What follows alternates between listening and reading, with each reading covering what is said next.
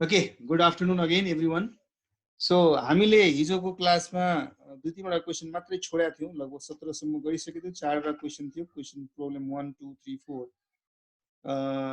Quickly है, problem 1 2 3 4 तपाईँहरूले गर्नुभयो। आई थिङ्क 1 र 2 त हुबहु थियो। 4 चाहिँ एकदम बच्चा क्वेसन छ, सिम्पल थियो। Question number 3 was something which may have someone type. Yes, 3 side kick, who is side kick? अंगोरी बाबा, अघोरी बाबा। अरे आगोरी बाबा लेखेछ यार, कम से कम ढंग से लिखो ना, अघोरी हुन्छ। 3 गरम भनिरहेछ अम्मा कसम।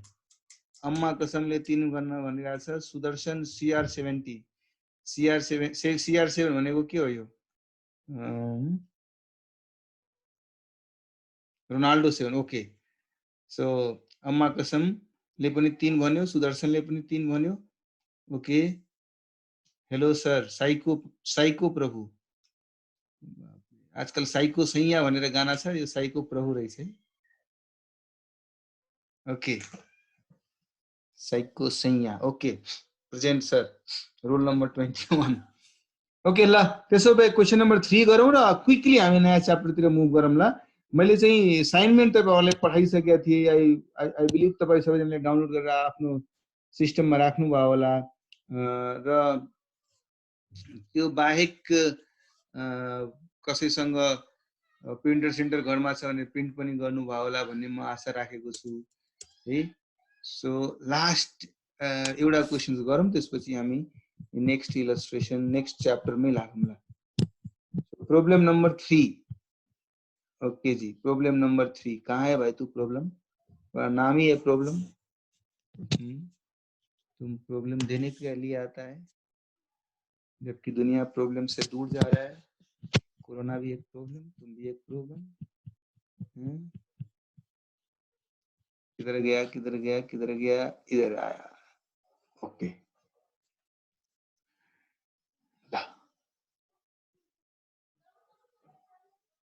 सर फुल गरम हो।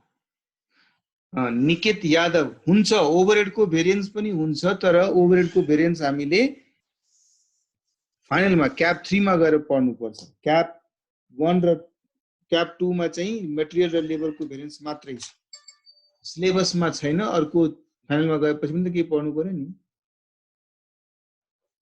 पोल गरम भनिरहेछ फेरि। पोल किन गर्नु पर्यो? मलाई थाहा छ नि 1 र 2 सजिलो होला, 3 मात्रै गरे पुग्छ है। ल सो मैले स्क्रिन शेयर गरेँ। अहिले पोल गर्नु पर्दैन, 1 र 2 गर्नुभयो होला। 1 र 2 एकदम सजिलो छ, पुरानै गरेको क्वेसन जस्तो छ। ल क्वेसन नम्बर 3 पढ्नुहोस् के लेखेको छ। From the following data of A and Company Limited relating to budgeted and actual performance for the month of March, compute the direct material and direct labor cost variances. हैन, हामीले budget के गरेका थियौं कि हामी 1,50,000 युनिट बनाउँछौं र त्यो बनाउनको लागि 4,95,000 युनिट मटेरियल लाग्छ। अब त्यो युनिट केजी हुन सक्छ, अरु कुनै मेजरमेन्ट युनिट अफ मेजरमेन्ट होला। उसले भनिरहेछ 1,50,000 प्रोडक्ट बनाउनको लागि, म्यानुफ्याक्चर गर्नको लागि 4,95,000 युनिट अफ मटेरियल चाहिन्छ।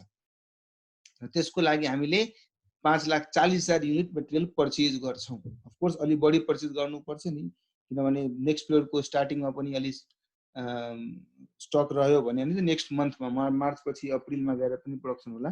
तर हाम्रो कस्टमा फ्याक्टर गर्ने भनेको मटेरियलको कन्जम्सन हो, न कि मटेरियलको पर्चेज। तर पनि क्वेसनले म यति पर्चेज गर्छु मार्च महिनामा र यति युनिट्स कन्ज्युम हुन्छ भन्ने कुराको उल्लेख गरेको छ। र जुन मटेरियल हामी पर्चेज गर्छौं त्यसको एभरेज युनिट कोस्ट ₹8 पर्छ है। त्यसरी तल चाहिँ direct labour hours per unit of finish goods बनाएको छ। यसको मतलब एक युनिट फिनिश गुड्स बनाउनको लागि 45 मिनट्स, 3/4 आवर भनेको 45 मिनट भयो। सो 45 मिनट टाइम लाग्छ रे। र त्यो ओभरअल डाइरेक्ट लेबर कस्ट पुरा गर्नुहुन्छ भने 29,92,500 लाग्छ है। ल यसरी नै तल एक्चुअलमा दिएका क्वेशन्सहरु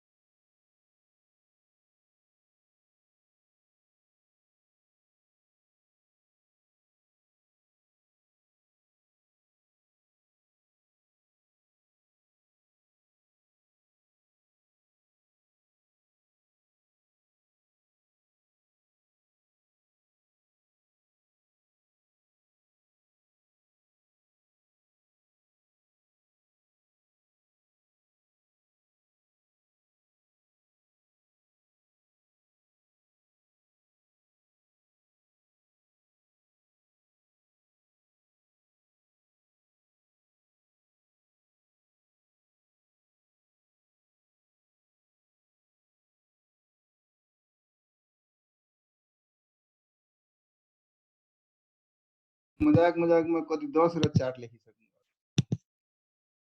डिटेल प्रोसेसमा गर्दिनु न त्यो क्वेशन ओके डिटेल प्रोसेस में गर्दिन्छु टेंशन नलिनुहोस् ये तो नाइंसाफी हो गया क्या नाइंसाफी हो गया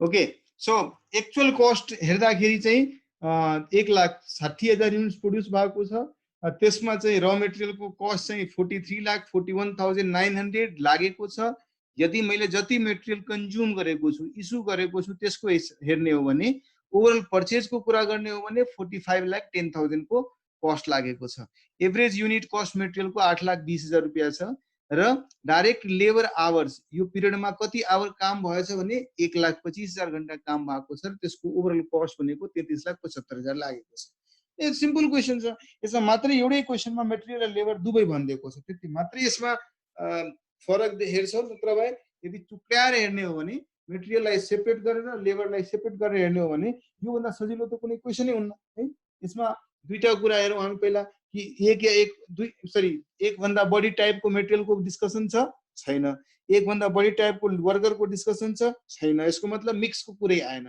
सिम्पल भयो एउटा एफिसिएन्सी भेरिएन्स निकाल्ने अर्को रेट भेरिएन्स निकाल्ने सिमिलरली मेटेरियलको केसमा एउटा युसेज भेरिएन्स निकाल्ने अर्को रेट भेरिएन्स निकाल्ने मिक्स नभएको हुनाले usage is equal to yield और efficiency is equal to yield simple छ दुई पार्टमा क्याल्कुलेसन हुने हो यो क्वेशनमा है ल म अलि डिटेलमा डिमान्ड अनुसार डिटेलमा क्याल्कुलेसन गर्दिन्छु so question number 3 screen share stop गरे र मैले यसलाई पिन गर्दिए सो दैट र मैले चाहिँ क्वेशन पनि प्यारेलली डिस्प्लेमा राखिदिन्छु सो दोनों साथ के साथ है ना ला सो एक गरेर पहिला मेटेरियल कस्ट को भेरिएन्सेस निकालौं त्यसपछि लेबर कस्ट को भेरिएन्स निकालौं तो पार्ट 1 मा चाहिँ calculation of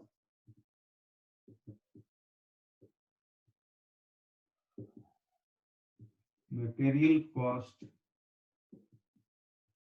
भेरिएन्सेस for actual output of कति छ एक्चुअल आउटपुट कति युनिट्स को छ एक्चुअल आउटपुट 1,60,000 युनिट को छ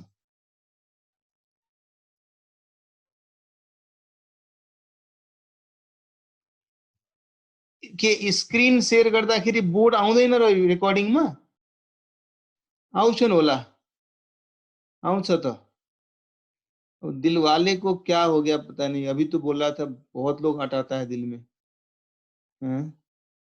लाइफ डैमेज हो गया अगोड़ी बाबा ओके ल त्यसो भए म बोर्ड हेर्छु म स्क्रिन शेयर अब आई डोन्ट नो के छ ल सो एक्चुअल आउटपुट कति युनिट को छ सबैसँग क्वेशन छदैछ 1,60,000 युनिट को तो 1,60,000 युनिट्स को एक्चुअल आउटपुट को लागि हामी मेटेरियल कस्ट भेरिएन्सेस निकाल्दै छौं है ल तीन थरी मतलब मल्टिपल टाइप को रॉ मटेरियल नभएको हुनाले simple calculation standard price into standard quantity standard price into actual quantity र actual price into actual quantity है ल क्वेशनले के भनिरहेछ कि स्टैंडर्डले भनेको थियो कि 1,50,000 युनिट बनाउनको लागि 4,95,000 युनिट्स रॉ मटेरियल लाग्छ है सो यसको मतलब मैले त 1,60,000 युनिट बनाएको छु है ल पहिला स्टैंडर्ड रेट लेख्नु 8 रुपैयाँ 8 रुपैयाँ 8 रुपैयाँ 20 पैसा है स्टैंडर्ड क्वान्टिटी गर्नुस् 4,95,000 युनिट लाग्छ यदि 1,50,000 युनिट बनाउनु हुन्छ भने जबकि मेरो एक्चुअल युनिट कति छ 1,60,000 छ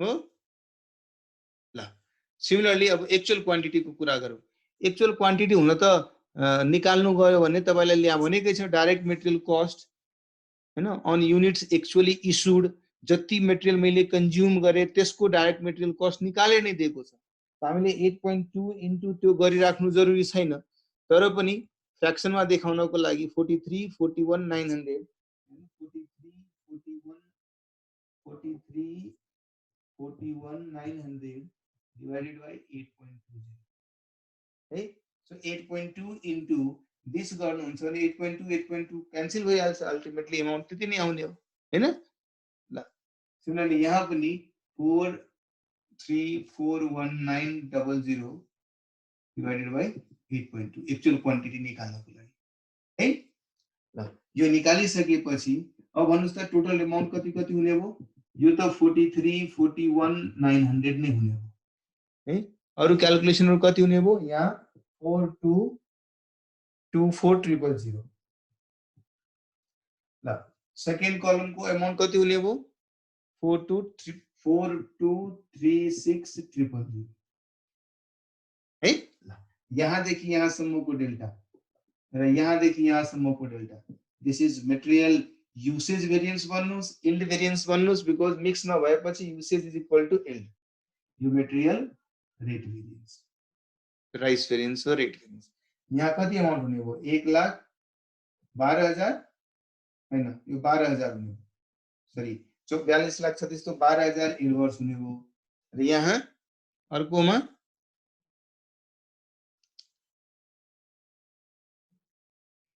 साइको प्रभुले के लेखेको अमाउन्ट त फरक फरक लेखिरहेछ 1,33,000 किन लेखिरहनु भएको छ 42,24,000 माइनस 42,36,000 गर्नुहुन्छ भने 12,000 इन्भर्स आएन त है र अर्को चाहिँ 42,36,000 माइनस 43 गर्नुहुन्छ भने 1,05,000 1,05,900 यहाँदेखि यहाँसम्मको कुरा गर्नुहुन्छ भने मटेरियल कस्ट भेरिएन्स इज 1,17,900 है क्लियर छ पार्ट 1 क्लियर छ सर फर्स्ट कलममा 12,000 हुन्छ 12,000 कहाँ हुन्छ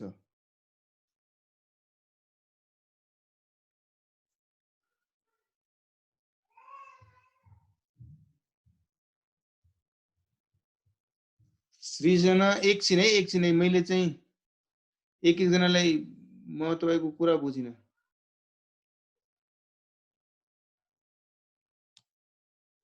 ओके 1200 लाई 12,000 गर्नु भन्नुभयो यस 12,000 हुन्छ 12,000 एडवर्स 12,000 एडवर्स हुन्छ एमयुभी 12,000 हुन्छ okay okay okay okay okay एक जनाको के क्वेशन थियो डाइरेक्ट मटेरियल इन एक्चुअल डाटामा दुईवटा दे नि सर किन दिएको थियो ओके सो जय भोलेनाथ है यसमा चाहिँ उले अलि कन्फ्युज गर्नको लागि पनि त्यो दुईटा लाइन लेखेको छ तर उले भनिरहेको छ कि मैले जति मटेरियल परचेज गरे नि त्यसको टोटल कस्ट यति हो तर जति मटेरियल मैले कन्ज्युम गरे यो 1,60,000 बनाउनको लागि त्यसको कस्ट चाहिँ 43,41,900 हामी त कस्टिङ गर्दाखेरि जति कन्ज्युम हुन्छ त्यसैलाई नै लिन्छौं जुन क्लोजिङ स्टकमा बसिरहेछ कन्ज्युमै गरेका छन् त्यसलाई त लिदैनौं है त्यसैले दिएको मध्ये एउटा मात्र लिने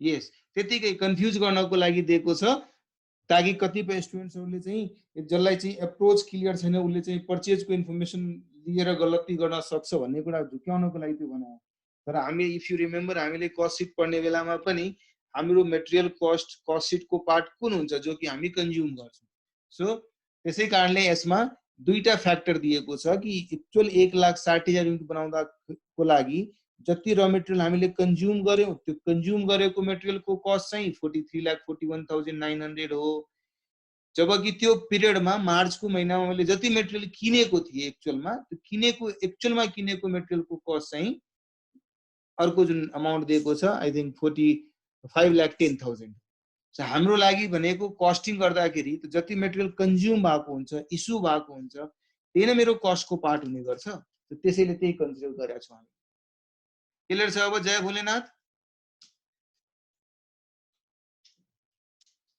क्लियर छ अरु सबैजनालाई पनि क्लियर छ नि ल सो यसरी नै जसरी हामीले मटेरियल कस्ट भेरिएन्सेस निकाल्यौं त्यसरी नै अब लेबर कस्ट भेरिएन्सेस पनि निकाल्न सक्छौं त्यही अप्रोचमा मटेरियलको ठाउँमा labour cost variance so part second मा calculation of labour cost variance actual quantity फेरि रोल नम्बर 21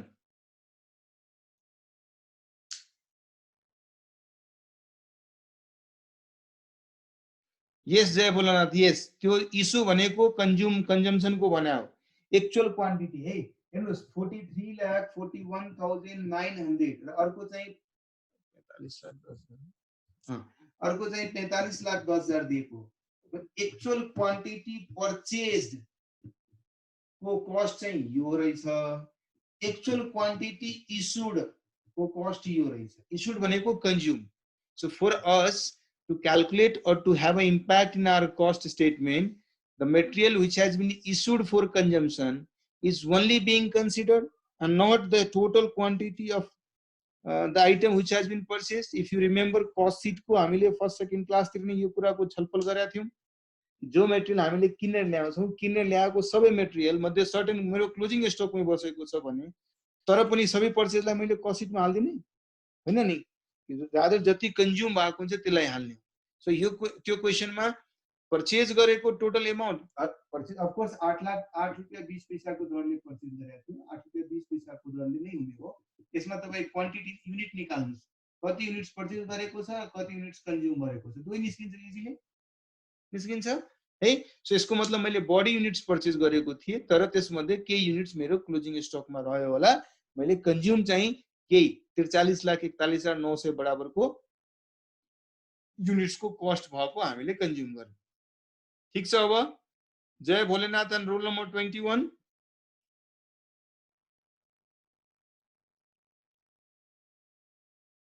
ओके ल, सो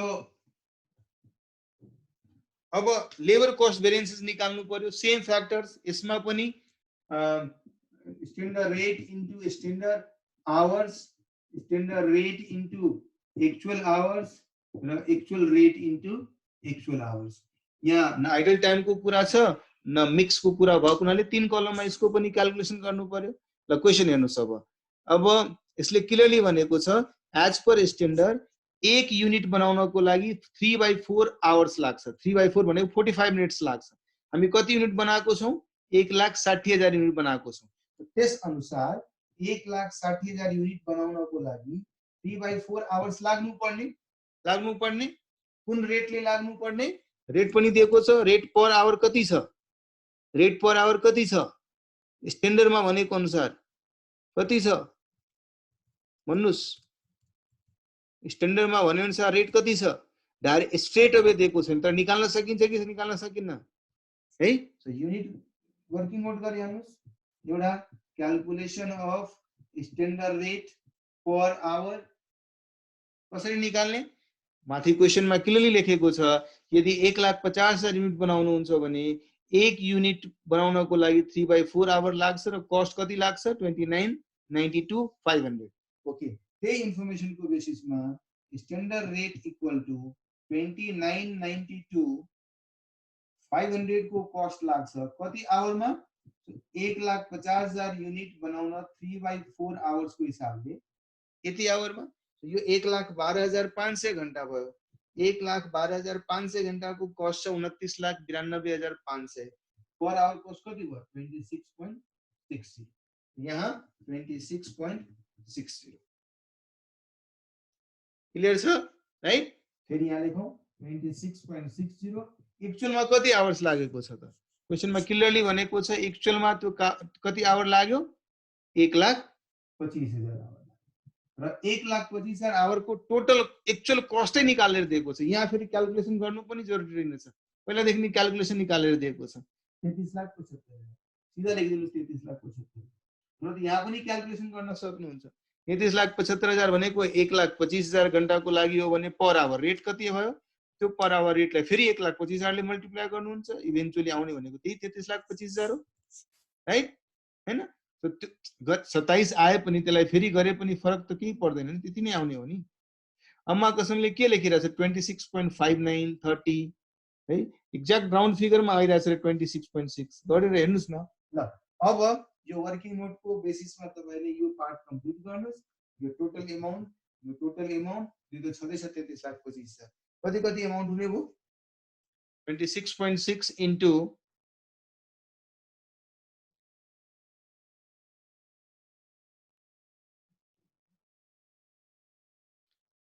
3192 अनि यो अर्को 26 इन्टु 33,25,000 33,25,000 र यहाँ चाहिँ 33,75,000 छ। सो यहाँदेखि यहाँसम्म लेबर एफिसिएन्सी भेरिएन्स और लेबर इल्ड भेरिएन्स, बिकज मिक्स नभएपछि एफिसिएन्सी इज इक्वल टु इल्ड। आइडल टाइम पनि छैन, मिक्स पनि छैन है। सो ल 31,92 र 33,25 कति हुने हो त? 1,33,000 एडवर्स र यहाँ 50,000 एडवर्स। फिर यहाँदेखि लेखेर यहाँसम्म लेबर, जो लेबर रेट भेरिएन्स थियो, अब लेबर कस्ट भेरिएन्स भनेको 1,83,000 एडवर्स। क्लियर छ सबैको? सबैजनाले क्लियर छ? ये दुई पार्ट निकाल्ने थियो। यसैले कम्पनीको टोटल मेटेरियल कस्ट भेरिएन्स पनि हामीले निकाल्ने थियौं, लगभग 1 लाख समथिङ आएको थियो त्यो, र 1,83,000 यो मिलाएर ओभरअल हेर्ने हो भने मेटेरियल कस्ट भेरिएन्स यति छ है। Fine, very good. अब बजेटको पोइन्ट अफ भ्यूले गर्ने हो भने मैले चाहिँ बजेट बनाएको थिएँ 1,50,000 युनिट बनाउँछु, तर एक्चुअलमा 1,60,000 युनिट बनाएको छु। सो त्यो बजेटको भन्दा जुन मैले बढी बनाएको छु त्यो मेरो भोल्युम, मैले बढी भोल्युममा अपरेट गरेको हुनाले सर्टन इम्प्याक्ट त मैले बढी भोल्युम प्रोडक्सन गरेको हुनाले आयो होला कस्ट, त्यस कारणले मेरो बजेटको ग्याप भर्यो होला। तर मैले जति एक्चुअलीमा बनाए त्यसमा पनि मैले रेट यदि मा कन्ट्रोल गरेको भए, युसेज र एफिसिएन्सीमा कन्ट्रोल गरेको भए यति कस्ट चाहिँ बढी लाग्ने थिएन। जसरी लेबरको कुरा गर्ने हो भने लेबरले भने अनुसारको एफिसिएन्सीमा काम गरिदिएको भए, लेबरले त्यही रेटमा लेबर एभाइलेबल गरिदिएको भए जुन रेटमा हामीले सोचेका थियौँ त्यो भएको भए 1,83,000 कम लाग्ने थियो। त्यस्तै मेटेरियलमा पनि हामीले कति अमाउन्ट निकाल्यो? 1,17,900 निकालेको थियो सायद है। सो 1,17,900 त्यहाँ पनि कम लाग्ने थियो। र 1,83 प्लस 1,17,900 गर्नुहुन्छ भने कति आउँछ? लगभग 3,09,000। 3,09,000 भनेको मेरो आफ्नो 1,60,000 को प्रोडक्सन गर्दाखेरिको प्रोडक्सन कस्टमा कस्ट भेरिएन्सेस छ मेटेरियल र लेबर मिलाएर। तर बजेटको आफ्नै ग्याप छ, बजेटरी ग्याप आफ्नै छ आफ्नो ठाउँमा।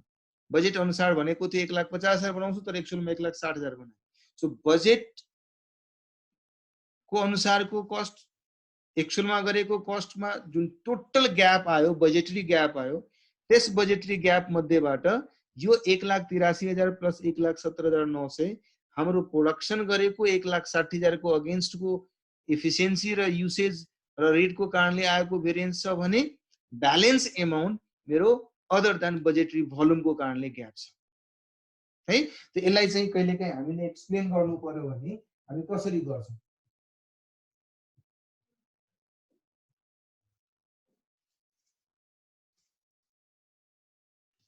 है?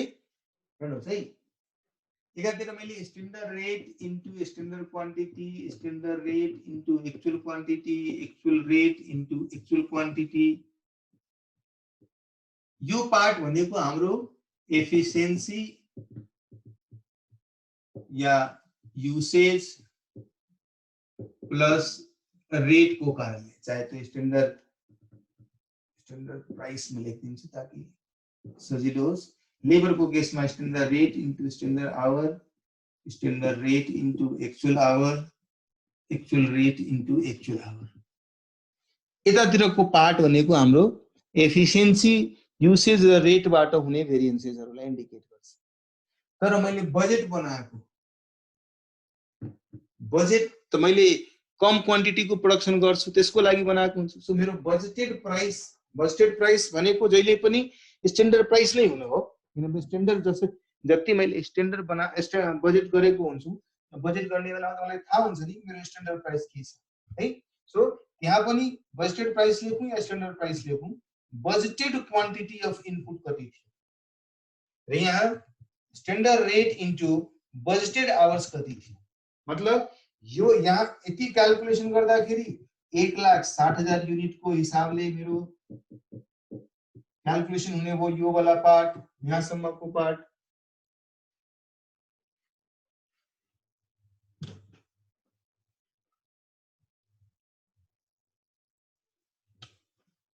1,60,000 युनिटको लागि हुने हो यो वाला पार्ट।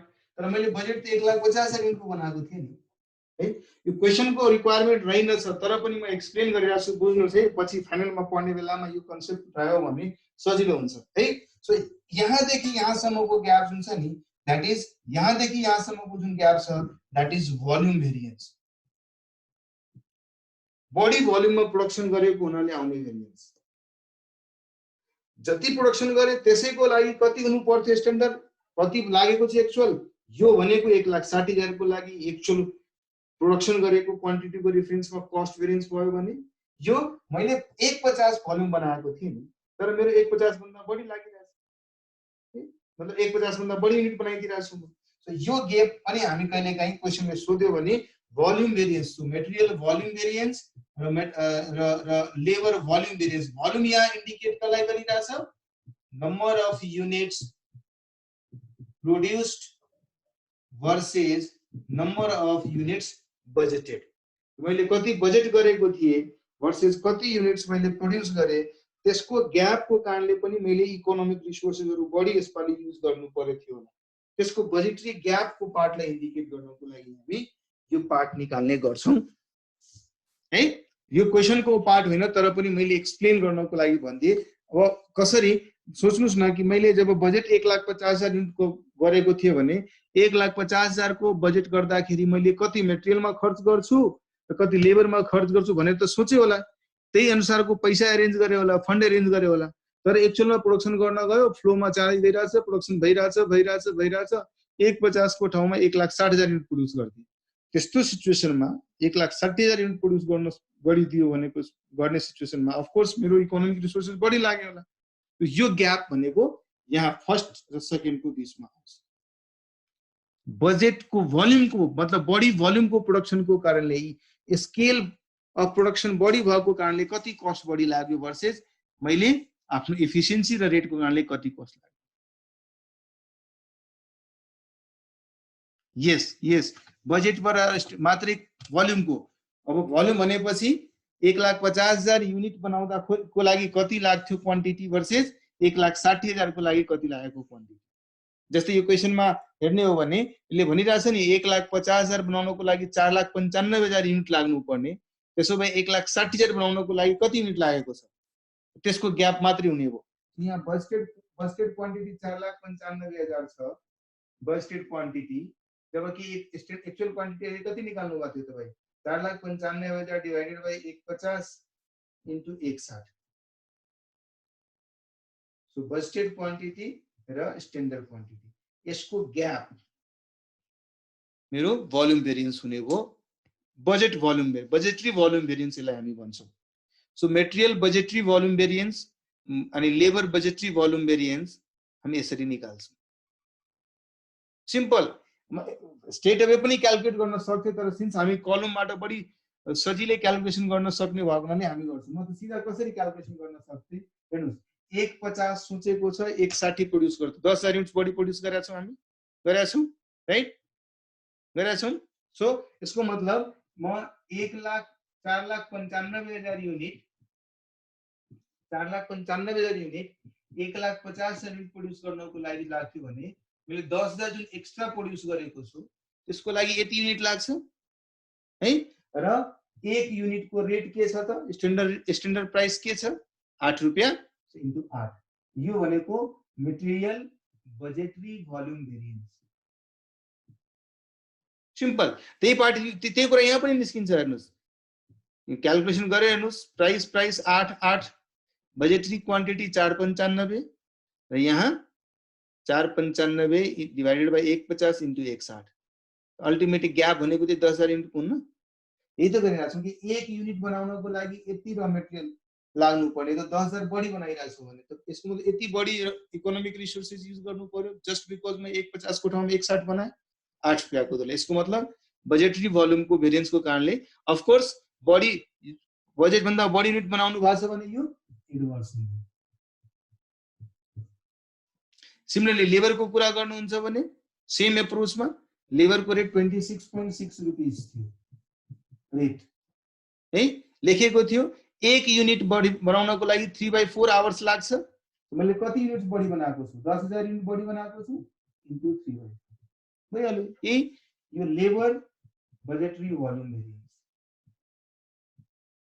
तपाई क्याल्कुलेसन गरेर हेर्नुस् है यहाँ तपाई 26.6 लेख्नुहुन्छ यहाँ 26.6 लेख्नुहुन्छ स्ट्यान्डर्ड आवर भनेको 1,60,000 युनिट बनाउनको लागि लाग्ने 3/4 आवर्स र बजेटरी आवर भनेको 1,50,000 युनिट बनाउनको लागि 3/4 hour that is what the gap it is तो जो भनेको के हो त 10,000 होइन र त्यसले 10,000 इन्टु 3/4 सो क्विकली हामी निकाल्न सक्छौं अफ कोर्स जब यो कुरा बुझ्न थाल्नुहुन्छ भने क्याल्कुलेसन त एकदम विदिन सेकेन्ड गर्न सक्नुहुन्छ अन्डरस्ट्यान्डिङ क्लियर भयो भने तर बिकज हामीले यो क्याल्कुलेसनमा स्मार्ट भएको हुनाले यदि सजिलो बनेको हुनाले त्यही अप्रोचमा हेर्ने हो भने हामी एउटा क्याल्कुलेसन अझै बढी गर्ने म यहाँ बजेट स्ट्यान्डर्ड प्राइसको ठाउँमा बजेट प्राइस लेख्दिउँला स्ट्यान्डर्ड रेटको ठाउँमा बजेटेड रेट लेख्दिउँला त्यो हुने भनेको स्ट्यान्डर्ड रेट नै हो है सो यहाँ यसको ग्याप चाहिँ मटेरियल भोल्युम भेरिएन्स यसको ग्याप लेबर भोल्युम भेरिएन्स यहाँ म भोल्युम वर्ड युज गरिरहेको छु that is budgetary volume clear छ सबैजनालाई यस साइको प्रभुलाई क्लियर छ अरूलाई पनि ग्रेट बेल्ला बेल्ला सियायो के हो यो सियायो एडभर्स नै हो नि किनभने मैले 10,000 बढी प्रोड्युस गरेछु भने इकोनोमिक रिसोर्सेस बढी लाग्यो होला त्यसैले एडभर्स हो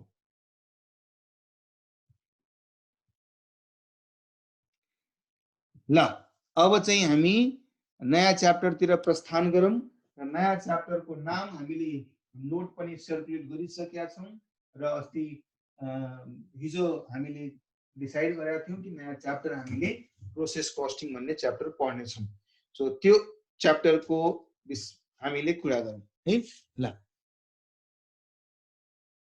चार तो एकदम सजिलो छ जय भोलेनाथ चार में तो कुछ है नहीं लगाओ थोड़ा सा दिमाग आंसर दिया ही हुआ है आप दिमाग लगाइए हो जाएगा छैन बढी त्यसमा गर्नुस् इन केस भएन भने मलाई 1 to 1 मेसेज गर्नु होला भाइबरमा कुरा गर्छौं ल okay so process costing as the name suggest हामीले we all know that costing is basically how we can ascertain cost that is what we refer is costing it is activities being done or a process of ascertaining cost कुनै पनि cost ascertain गर्नको लागि हामी जुन क्रियाकलाप गर्छौं जुन process follow गर्छौं त्यसलाई कस्टिङ भन्छौं अब यहाँ क्वेशन यहाँ च्याप्टरको नाम छ प्रोसेस कस्टिङ इट मीन्स कि हामी त्यो इन्डस्ट्रीहरु जहाँ कुनै पनि आउटपुट चाहिँ सर्टेन स्टेजेसमा गएर तयार भइरा हुन्छ सर्टेन प्रोसेसमा गएर आउटपुट तयार भइरा हुन्छ त्यस्ता इन्डस्ट्रीहरुको कस्ट कसरी एसर्टेन गर्ने त त्यो हामी यो च्याप्टरमा सिक्न गइरहेका छौं है जस्तै हामीले एक्जाम्पल लिऊ सुगर मिलको एक्जाम्पल लिऊ सुगरको फ्याक्ट्रीको एक्जाम्पल लिऊ सुगरको फ्याक्ट्रीमा के हुन्छ सुगर केन सुगर बन्छ केबाट त्यो त थाहा होला सबैलाई कोही छ जसलाई थाहै छैन सर सुगर कसरी बन्छ चिनी कसरी बन्छ ह ले मोलासिस से चिनी बनता है हे भगवान केबाट चिनी बन्छ त उखुबाट चिनी बन्छ यस सुगर क्यानलाई हामीले प्रोसेस गरेर हामी चिनी बनाउँछौं तर यस्तो त हुँदैन नि कि सुगर क्यान तपाई मसिनमा हाल्दिनुस् अनि आफै चिनी बनेर तल निस्किन्छ ह यस्तो कुनै मसिन भएको भए कति सजिलो हुन्थ्यो होला हाम्रो सबै फार्मरहरुले उखु बेच्दैन थियो होला त्यो मसिन किन्थ्यो होला अनि आफ्नो खेतको साइडमा त्यो मसिनलाई हाल्दिन्थ्यो होला उखु काट्दै गर्थ्यो होला अनि उखु चाहिँ त्यसमा राखेर अनि चिनी आफै कन्भर्ट हुन्थ्यो होला अनि चिनीको प्याकेट बेच्थ्यो होला त्यसो भए त्यस्तो त सम्भव हुँदैन त्यो उखुलाई सर्टेन प्रोसेसिङ गरेर मात्रै चिनी बन्ने गर्छ तर त्यो प्रोसेसिङ भनेको सिंगल प्रोसेस होइन मल्टिपल प्रोसेस पछि मात्रै चिनी बन्छ है तपाईहरु मध्ये कसैले चिनी मिल भिजिट गरेको छ भने थाहा होला छ कोही चिनी मिल भिजिट गरेको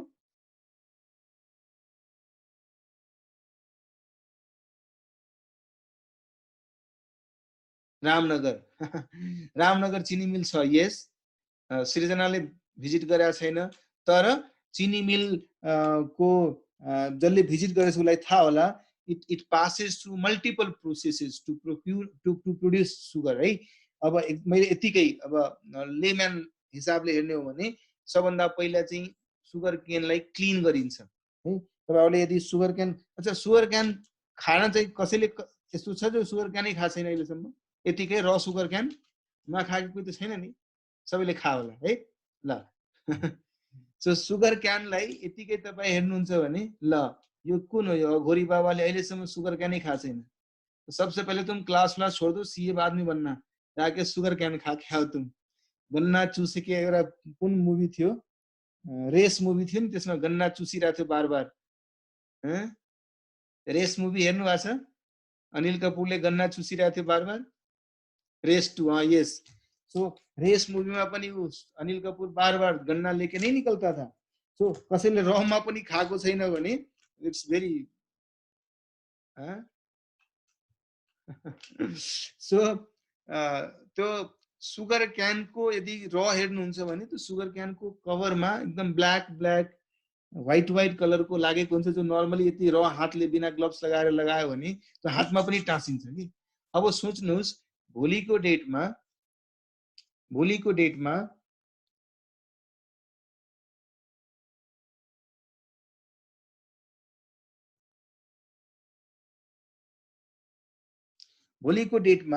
सरी त्यो सुगर क्यानलाई यदि म सफा नगरिकन त्यतिकै जुस बनायो भने त्यो जुस कुन कलरको हुन्छ?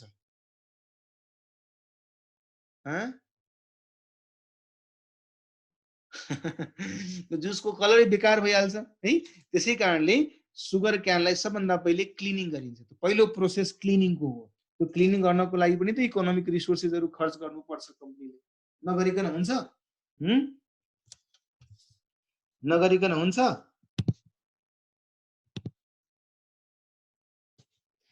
सुगर क्यानलाई प्रोसेस गर्दाखेरि सबभन्दा फर्स्ट प्रोसेसमा हामी सुगर क्यानलाई क्लिन गर्छौं है। त क्लिन गर्ने बेलामा पनि इकोनोमिक रिसोर्स लाग्छ, मल्टिपल लेबरहरु काम गरिरहेको हुन्छ, पानी राख्नु पर्यो, त्यसलाई क्लिन गर्नको लागि सर्टेन इक्विपमेन्ट्सहरु लगाउनु पर्यो। त्यो इक्विपमेन्ट्सको अगेन इक्विपमेन्ट्सको आफ्नो डेप्रिसिएसन र आफ्नो रेन्टल कस्टहरु होला। वर्करहरुले काम गरिरहेछ क्लिनिङमा भने वर्करहरुको कस्ट होला है। सो त्यो सबै कस्ट त्यो पर्टिकुलर स्टेजमा जसको आउटपुट भनेको के हो? Cleaned sugar can. पहिला चाहिँ मतलब भनौं न र सुगर क्यान थियो, त्यसलाई क्लिन गरेर हामी क्लिन सुगर क्यानमा कन्भर्ट गर्यो। त्यो फर्स्ट स्टेपमा हामीले सुगर क्यानलाई क्लिन गर्यो। फर्स्ट प्रोसेस भनेको, फर्स्ट स्टेज भनेको क्लिनिङ हुने हो। त्यसपछि क्लिन गरिसकेको सुगर क्यानलाई हामी अर्को प्रोसेसमा लग्छौं, अर्को स्टेजमा लग्छौं। त्यो स्टेजमा त्यसलाई क्रसरमा लगेर त्यसबाट जुस निकालिन्छ। सुगर क्यानलाई क्रस गर्दाखेरि त्यसबाट जुस निस्क्यो है। सँगसँगै जुस निकालिसकेपछि जुन वेस्ट बाँकी रहन्छ नि त्यसलाई बगास भन्छ नर्मली। खै तपाईहरुले के भन्नुहुन्छ भने त्यो त थाहा भएन है। Next version of Salman Khan लेखेछ रोल नम्बर 21।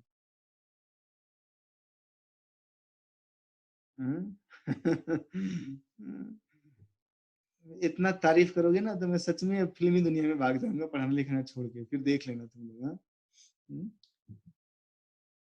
कबीर सिंह, ओहो ल त्यसो म आफ्नो भिडियो अफ गरे है, बढी गर्थ्यो है। ल मैले अफ गरे। अब हेर त अब कुन सिंह छ हेर त। अब कुन सिंह आइरहेछ कोट सोट लगाएको? राज सिंह।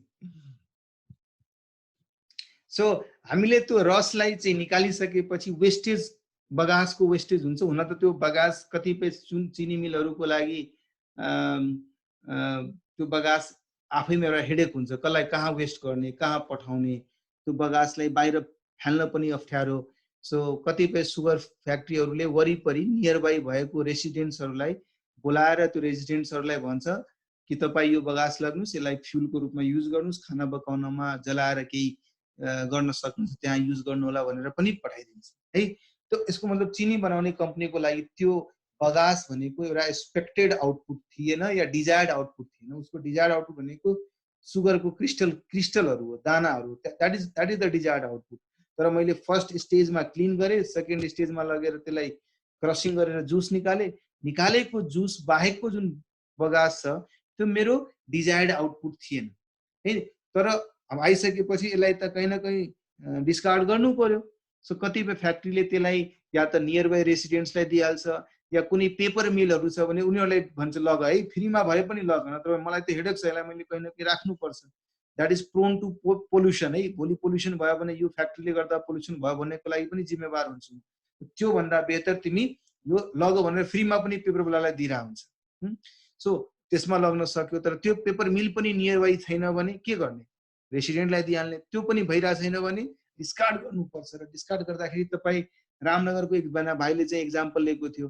रामनगर चिनी मिल वरिपरि जाने बित्तिकै डिफ्रेन्टै स्मेल आउँछ। वाइ? बिकज त्यस्तै बगास र त्यस्तै अरू वेस्टेजहरू चाहिँ ले पोल्युसन ल्याइरहेको हुन्छ है। सो मैले चाहिँ 2-3 वटा यस्तो फ्याक्ट्री पनि भिजिट गरेको छु जहाँ त्यो चिनी मिलले आफ्नै एउटा क्याप्टिभ प्लान्ट बनाएको हुन्छ र क्याप्टिभ प्लान्टको पर्पस भनेको यो बगास जस्ता आइटमहरूलाई जलाएर इलेक्ट्रिसिटी जेनेरेट गर्ने। अब त्यो कसरी? उनीहरूले सानो आफ्नो क्याप्टिभ प्लान्ट भनेको यो त्यो प्लान्ट त्यसबाट जेनेरेट गरेको आउटपुट चाहिँ आफैले युज गर्ने, सेल्फ कन्जम्सनको लागि युज गर्ने।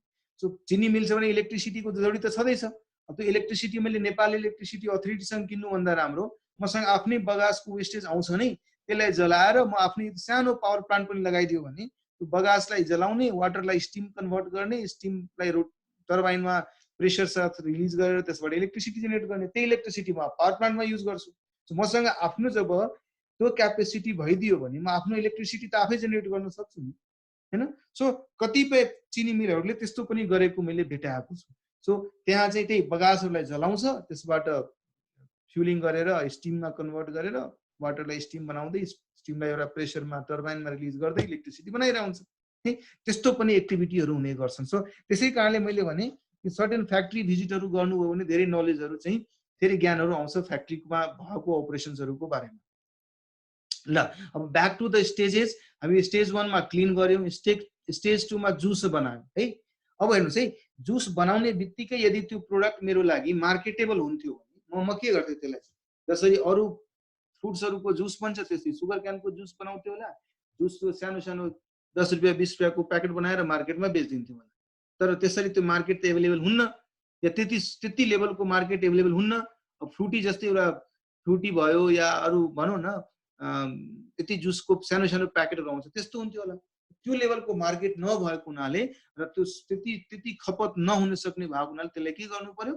फर्दर प्रोसेस गर्नु पर्यो। थर्ड स्टेजमा त्यो जुसलाई पठाइन्छ र जुसलाई पठाउँदाखेरि जुसलाई बोइल गरिन्छ है।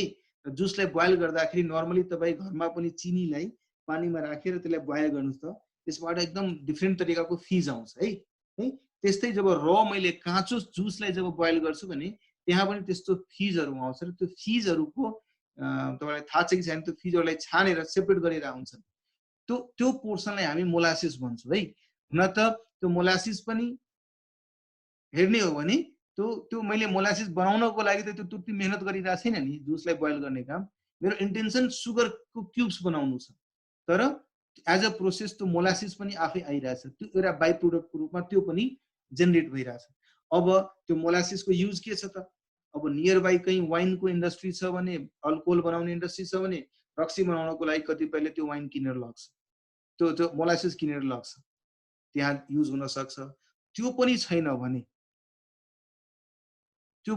भने त्यो मोलासिसलाई डिस्कार्ड गर्नलाई डिस्पोज अफ गर्नको लागि ठुलो हेडेक फ्याक्ट्रीहरू लाग्छ। त्यो आफैमा यति स्मेली हुन्छ नि हैन, यति स्मेली हुन्छ त्यो मोलासिस पोर्सनलाई भनिरहेको छु म कि त्यसलाई यदि तपाईँ कहीँ अन्डरग्राउन्ड माटो खनेर डम्प गर्नु भएन भने त्यतिकै बाहिर ओपन यदि इन्भाइरोमेन्टमा एक्सपोज गरिदिनु भने त्यो पुरा सराउन्डिङलाई त्यसले पोल्युट गरिदिन्छ। एटलिस्ट स्मेल पोल्युसन्स धेरै आउँछ है।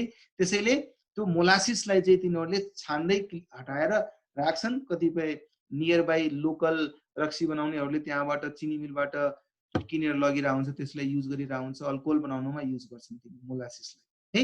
ल अब मैले बोइलिङको जुन मेरो प्रोसेस थियो त्यसमा मोलासिसलाई हटाइसकेपछि अब सेमी सलिड फर्ममा या सेमी लिक्विड फर्ममा भनौँ या सेमी सलिड फर्ममा भनौँ, त्यो जुस अलिक गाढा जुस बन्छ कि सेमी सलिड स्टेजमा पुगिहाल्छ।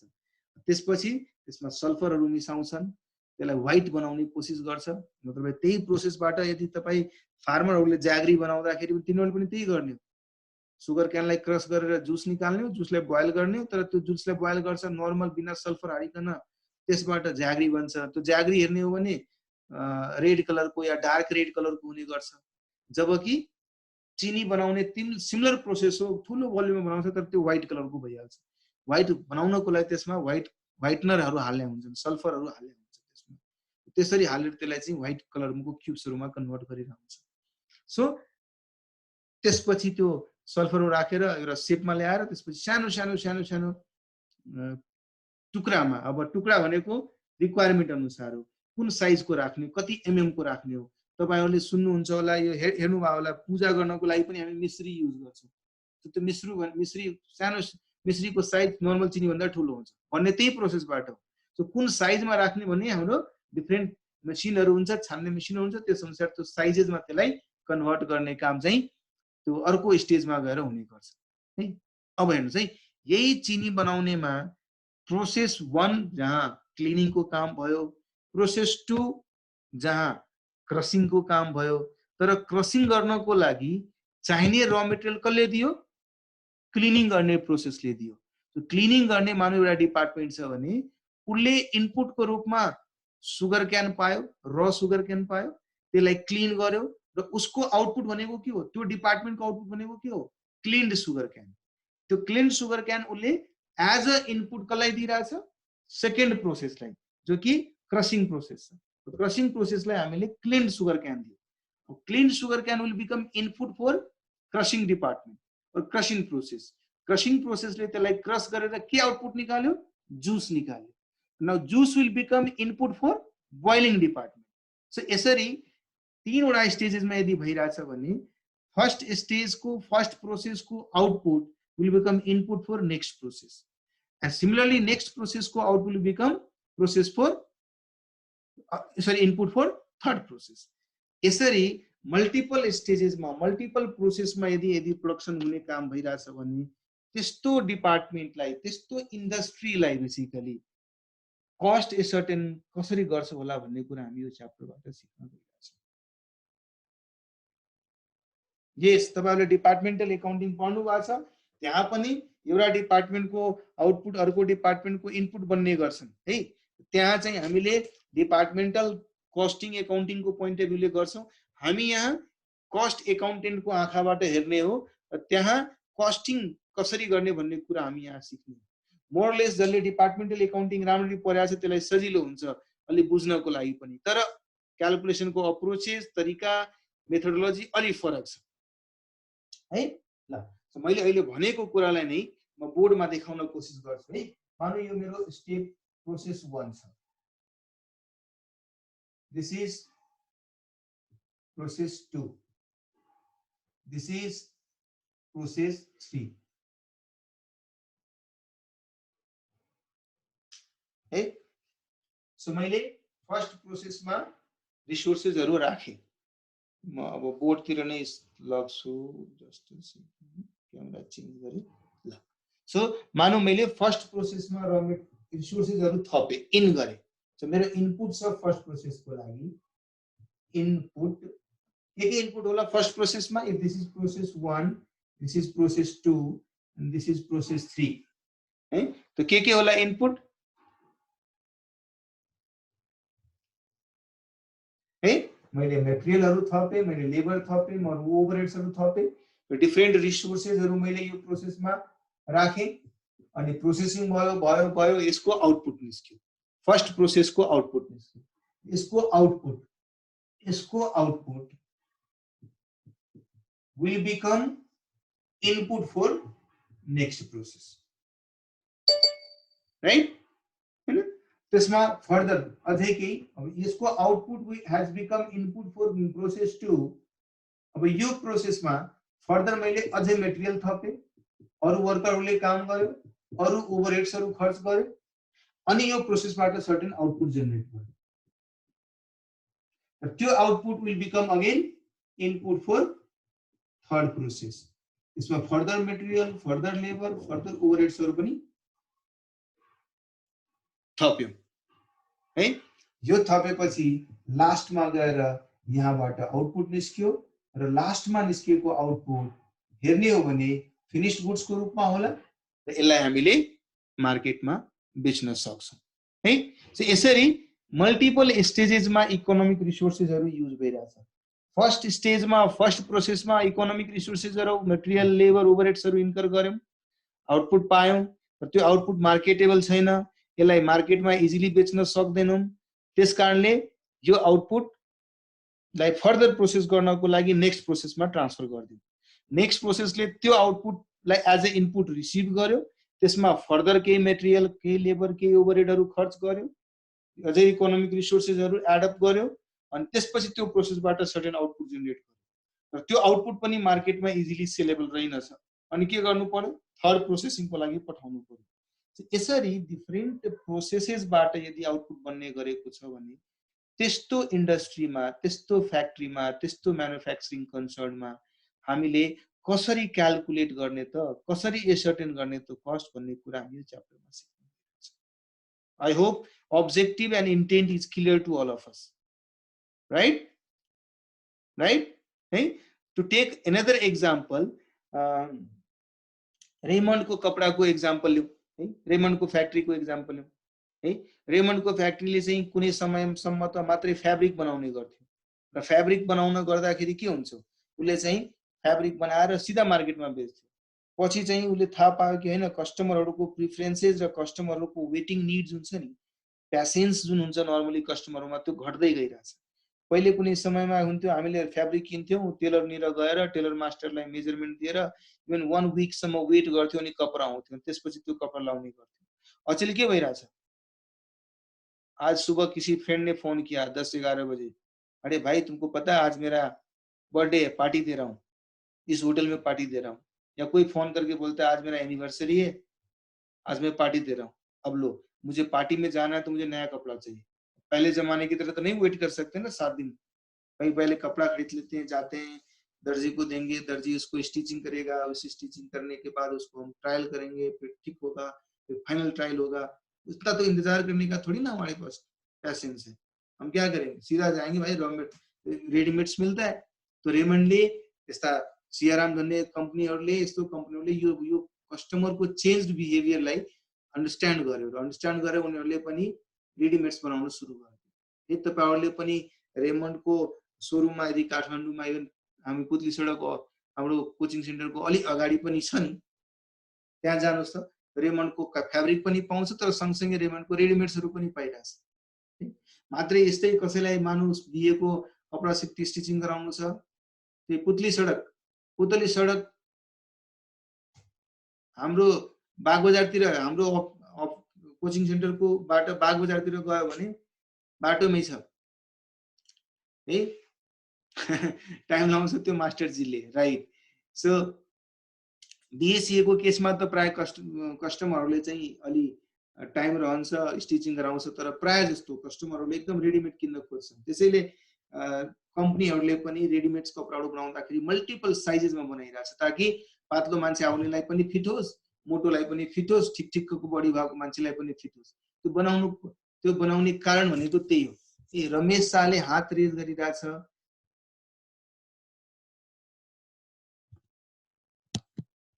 यस रमेश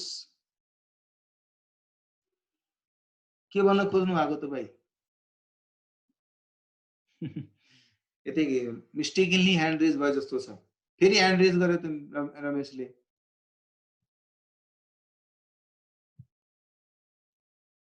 केही छ र रमेश भन्नुपर्ने? Okay, mistake, okay. सो पछि गएर है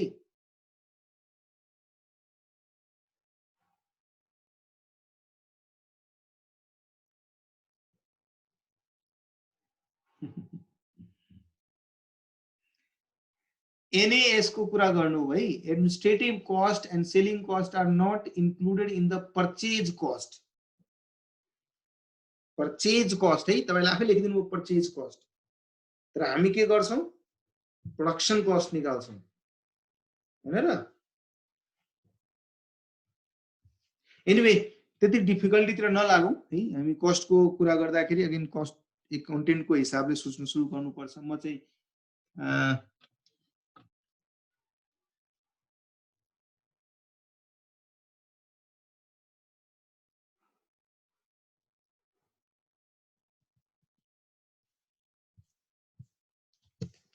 है ल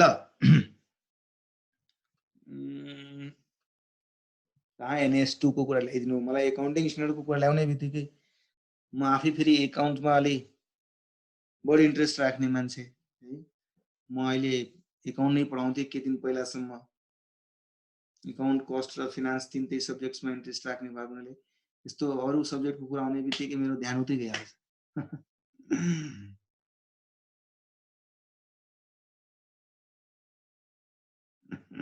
यस यस यस सुमनले पनि सही भनिरहेछ त्यो फाइनेन्सियल अकाउन्टिङ भइरहेछ र हाम्रो कस्टिङमा कतिपय कन्सेप्ट र टर्मोलोजी कस्ट एकाउन्टिङको एङ्गलले र कस्ट डिसिप्लिन्सको हिसाबले कस्टिङ स्ट्यान्डर्डको हिसाबले गर्नुपर्ने हुन्छ त्यो पनि छ र उता पर्चेजको कुरा गरिरहेछन् त्यसैले पर्चेजको कस्ट र प्रोडक्सनको कस्ट निकाल्दाखेरि सर्टेन एडमिनिस्ट्रेटिभ कस्टहरू एउटा फ्लोमा हामी कन्सिडर गर्छौँ है अब कतिपय अर्गनाइजेसनले आफ्नो प्रोड्युस गरेको गुड्सको क्लोजिङ स्टकको भ्यालुएसन गर्दाखेरि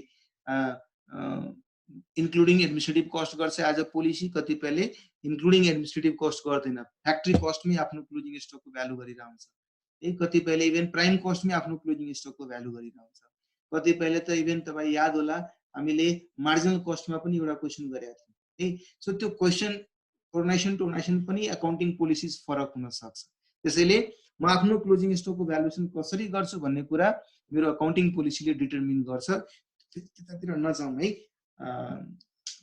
लेट्स कम ब्याक सो म रेमन्डको एक्जाम्पल लिइरहेको थिएँ सो रेमन्डले पनि रेडिमेड्स बनाउन थाल्यो तर रेडिमेड्स भन्ने कुरा त यतिकै इजिली त बन्दैन यसले पनि मल्टिपल स्टेजेसमा गएर बनाउँछ रेमन्ड कम्पनीले सबभन्दा पहिले कटन किनेर ल्याउँछ कटनलाई थ्रेडमा कन्भर्ट गर्छ है त फर्स्ट प्रोसेस त उसको के हो कटनबाट थ्रेड बनाउने प्रोसेस हो है थ्रेड बनिसकेपछि त्यो थ्रेडलाई विभिङ गरेर त्यसबाट फ्याब्रिक बनाउँछ सेकेन्ड प्रोसेसमा त बल्ल कपडा बन्यो फ्याब्रिक बन्यो है अब थर्ड प्रोसेसमा त्यो फ्याब्रिकलाई स्टिचिङ गरेर सर्ट या प्यान्ट या सुट्स जे बनाउनु छ त्यो बनाइन्छ है dyeing is dyeing also could be one of the process यदि र कटन तपाईँको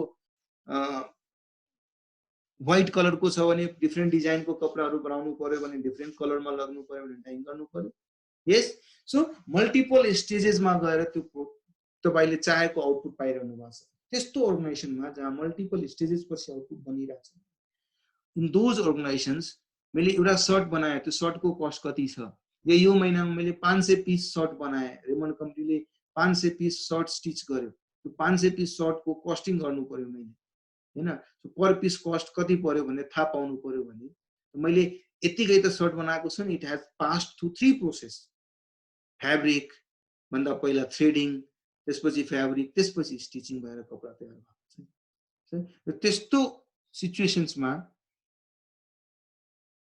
ओहो बाबा जब र ब्याच कस्टिङ हामी पढ्ने छौं नि प्राइम सीए नाम राखेको छ प्राइम सीए हो अनि पढिरहेछ एओसीसीए मा यो च्याप्टर बेग्लै छ हामी पढ्ने छौं टेन्सन नलिनुस् है ब्याच भनेको जब भनेको हामी च्याप्टरै गर्ने छौं मैले चाहिँ अस्ति सानो एक्जाम्पल पनि लिएको थियो है कस्ट भनेको कस्टिङ भनेको ए सर्टेनिङ अफ कस्ट हो है र त्यो ए सर्टेनिङ अफ कस्ट कस्तो इन्डस्ट्रीको लागि गर्छौं यदि कुन यस्तो इन्डस्ट्रीको लागि गर्छ जसले ब्याचेसमा काम गर्छ जस्तै मेडिसिन बनाउने कम्पनीहरू ब्याचेसमा बनाउँछन् इटेबल्स गर्ने बिस्किट्सहरू बनाउनेहरू ब्याचेसमा बनाउँछ तिनीहरूको त्यो हेर्नुहुन्छ होला नि एउटा ब्याच नम्बर पनि लेख्या हुन्छ प्याकेटहरुमा सो एउटा पर्टिकुलर ब्याचमा मैले कति कस्ट इकोनोमिक रिसोर्सेसहरु युज गरेर कति आउटपुट जेनेरेट गरे त्यो ब्याचको कस्ट कसरी सर्टेन गर्ने भन्ने टेक्निक्सहरु हामी सिक्ने छौं ब्याच कस्टिङमा है जबकि जबको कुरा गर्ने हो भने जब पर्टिकुलर एउटा असाइनमेन्ट स्पेसिफिक हुन्छ एउटा प्रोजेक्ट स्पेसिफिक हुन्छ जस्तै मानौ मेरो घरमा पार्टी छ मैले क्याटररलाई भने कि आज 500 जनाको खाना बनाऊ त उसको लागि एउटा पर्टिकुलर जब भयो नि त्यसरी नै कुनै एउटा प्रोजेक्ट छ मेरो त्यो कन्स्ट्रक्सनको प्रोजेक्ट होला कसैको 5 मन्जिले घर बनाउनु पर्ने छ that is one of the project one of the job त्यो जबको मैले कस्टिङ कसरी गर्ने त्यो जब कस्ट भन्ने टेक्निकमा सिक्ने छौं प्रोसेस भनेको जहाँ कन्टिन्युअस के भन्छ कुनै यस्तो इन्डस्ट्री जहाँ चाहिँ आउटपुट जेनेरेट गर्नको लागि it passes through multiple processes त्यहाँ फर्स्ट प्रोसेसबाट सर्टेन इकोनोमिक रिसोर्सेसको इन्भल्भमेन्ट हुने देखियो त्यसबाट आउटपुट जेनेरेट भयो त्यो आउटपुट अर्को प्रोसेसमा गयो त्यस्तो इन्डस्ट्रीहरु जहाँ it passes through multiple stages, multiple processes, त्यसको कस्ट कसरी गर्ने भन्ने टिल्स टेक्निकहरू यो च्याप्टरबाट हामीले सिक्न गइरहेका छौँ है। त अलग अलग सिचुएसन्समा हामीले ब्याच कस्टिङ, प्रोसेस कस्टिङ या जब कस्टिङ भन्ने कुराहरू युज गर्ने गर्छौँ। अहिले हामीले त्यो इन्डस्ट्रीको कुरा गरिरहेछ जहाँ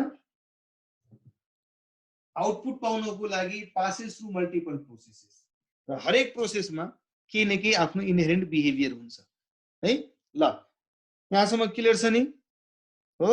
ल अब मानौ हामीले अहिले भर्खरै जुन एक्जाम्पल लिएको थियौँ, सो त्यो एक्जाम्पलमा प्रोसेस 1, मानौ प्रोसेस 2 र प्रोसेस 3, तीनवटा प्रोसेस छ है। सो यो प्रोसेसमा मैले इनपुट इन्ट्रोड्युस गरेँ, मानौ 100 केजी रॉ मटेरियल मैले इंट्रोड्यूस करे at the rate of ₹50 per KG है। प्लस मैले लेबरलाई 10,000 रुपैयाँ दिए, अरु ओभरहेड्स मैले 5,000 इन्कर गरे। यसरी मैले यो इकोनोमिक रिसोर्सेस प्रोसेस 1 मा लगाए। अब यो 100 केजी को इनपुट मैले यो प्रोसेस 1 मा राखेको थिए। आउटपुट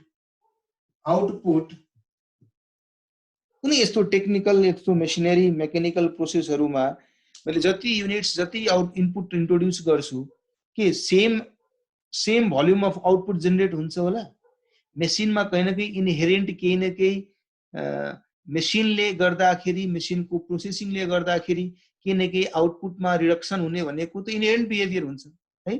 जस्तै हामीले प्रिभियस क्लासेसहरुमा व्हीट र फ्लोरको एक्जाम्पल, म गेहूं लिएर गए र गहुँ लिएर गएपछि त्यसलाई त्यो मिलमा चाहिँ प्रोसेसिङ गर्दाखेरि पिठो बनाउने क्रममा 10 किलो गेहूं दियो भने 9 किलो मात्रै पिठो निस्क्यो।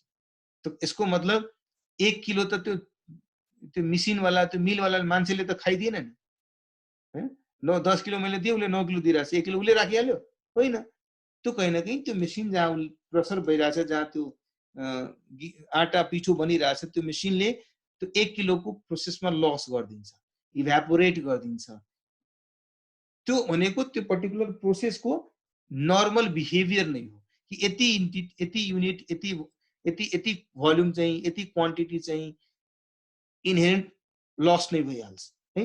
सो यसको मतलब मेरो यो प्रोसेसमा मेन्सन भएको थियो, यो प्रोसेसमा 10% त नर्मल लस भइहाल्छ। मतलब 100 केजी यदि मैले इनपुट राख्छु भने 10% त नर्मली यसमा लस नै हुन्छ। यसको मतलब म त्यहाँ जाँदाखेरि पहिला नै मेरो माइन्डमा त यो कुरा अवगत होला नि, यो कुरा मेरो माइन्डमा पहिलादेखि अवगत होला कि 100 किलो म इन्ट्रोड्युस गर्छु भने म कति पाउँछु, 100 किलो नै लिएर आउँछु, आउटपुट लिएर आउँदिन, 90 केजी मात्रै लिएर आउँछु। त्यो कुरा प्री इन्फर्म छ र त्यसको लागि हामी रेडी पनि छौँ है। त्यसैले म यस्तो प्रोसेस 1 को कुरा गर्दाखेरि मैले कति इकोनोमिक रिसोर्सेस लगाएको छु, 100 केजी लगाएको छु 50 रुपैयाँको दरले, 5,000 रुपैयाँ। लेबरलाई 10,000 रुपैयाँ दिएको छौँ, अरु खर्चहरु, अरु ओभरहेडहरु पनि 5,000 गरेको छु, टोटल 20,000 खर्च गरे। तर के मेरो यो 20,000 को कस्ट 100 केजी को लागि हो कि 90 केजी को आउटपुट को लागि? It's for 90 KG of output नि राइट। यसको मतलब मेरो 90 केजी को आउटपुट को कति कस्ट भयो? 20,000 भयो। कसैले मसँग सोध्छ पर केजी आउटपुट को कस्ट कति छ? ल अहिले म अलि सजिलो क्याल्कुलेसन गर्नलाई यसलाई 3000 गर्दिए है। सो त्यसो भए यो 3000 हुने भयो, दिस इज 18,000 हुने भयो। सो यसको मतलब पर केजी कस्ट कति हुने भयो?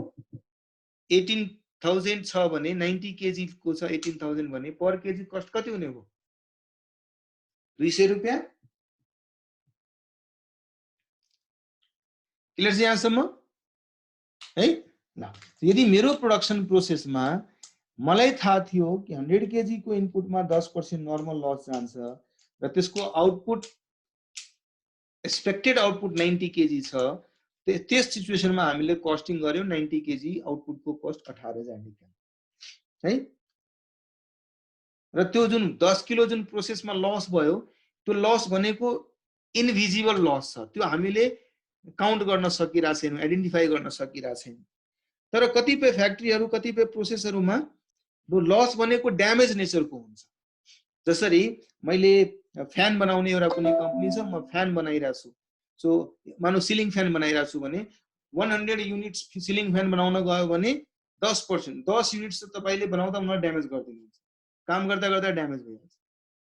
सो त्यस्तो केसमा चाहिँ फिजिकली हामीसँग 100 युनिट मध्ये 100 युनिट नै पायो, तर 10 युनिट भनेको ड्यामेज युनिट भयो। त्यो ड्यामेज युनिट त हामी नर्मली जसरी बेच्छौँ त्यसरी त बेच्न सक्दैनौँ नि, हैन? सो त्यसरी त हामीले बेच्न सक्दैनौँ जसरी अरूहरूले गर्छन्। सो त्यो केसमा त्यो ड्यामेज भएको 10 युनिट अफ फ्यानलाई हामीले कबाडीवालालाई बोलाएर स्क्रैप गर्छौँ। सो त्यो केसमा मलाई थाहा थियो म 100 युनिट प्रोडक्सन गर्छु भने 100 युनिटबाट 90 युनिट आउटपुट निस्किन्छन् एकदम पर्फेक्ट नन डिफेक्टिभ, र 10 वटा चाहिँ नर्मल लस भइहाल्छ। तर त्यो 10 वटा नर्मल लसबाट केही न केही म स्क्रैप भेन्डरलाई बेचेर पनि रिकभर गर्न सक्छु। सो यदि यो क्वेसनमै त्यो 10 युनिट जुन छ या त्यो 10 केजी जुन छ त्यो डिफेक्टिभ नेचरको छ भने, अहिले एउटा सिचुएसन हामीले हेर्यौं जसमा चाहिँ त्यो इनभिजिबल नेचरको लस छ, वेट लस नै छ। त्यो वेट नै तपाईँ पाउनुहुन्न त स्क्रैप बेच्ने त कुरै उठेन। तर यसमा चाहिँ मानौ त्यो ड्यामेज नेचरको छ, वेट लस नेचरको नभएर ड्यामेज नेचरको छ भने त्यो 10 केजीलाई त हामी कबाडीवालालाई बेचेर केही न केही पैसा त रिकभर गर्न सक्छ है। त्यो सिचुएसनमा हामी त्यो 10 केजीलाई बेचेर केही पैसा रिकभर गर्नु, मानौ 2 रुपियाँको दरले बेच्दियौ त कमसेकम 20 रुपियाँ त रिकभर गर्नुभयो त भाइ। सो त्यो केसमा तपाईँ के भन्नुहुन्छ, 90 केजीको कस्ट तब पनि 18,000 भन्नुहुन्छ कि 90 केजीको कस्ट 17,980 भन्नुहुन्छ? भाइ जब मैले 10 किलोलाई बेचेर केही न केही पैसा रिकभर गर्न सक्यो भने, मैले 18,000 लगाएको थिएँ तर 20 रुपियाँ मैले रिकभर गरिहाल्यो भने त मेरो लागि अब कस्ट त 18,000 पुरा रहेन नि, 20 रुपियाँ त रिकभर भइहाल्यो। त्यो केसमा मेरो कस्ट 17,980 हुने भयो।